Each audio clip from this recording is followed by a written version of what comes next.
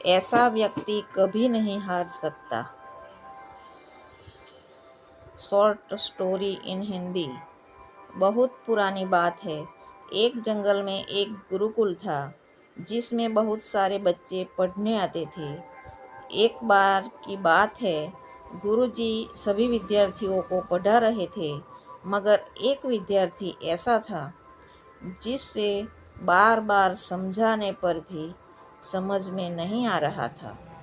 गुरुजी को बहुत तेज से गुस्सा आया और उन्होंने उस विद्यार्थी से कहा, जरा अपनी हथेली तो दिखाओ बेटा। विद्यार्थी ने हथेली गुरुजी के आगे कर दी। हथेली देखकर गुरुजी बोले, बेटा तुम घर चले जाओ, आश्रम में रहकर अपना समय व्यर्थ मत करो, तुम्हारे भाग्य में विद्या नहीं है।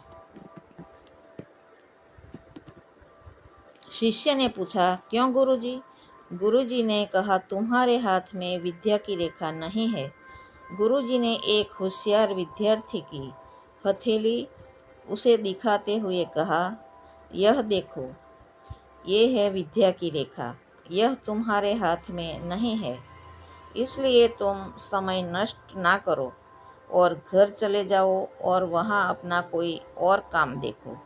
यह सुनने के बाद उस विद्यार्थी ने अपने जेब से एक चाकू निकाला, जिसका प्रयोग वह रोज सुबह अपनी दातून काटने के लिए करता था।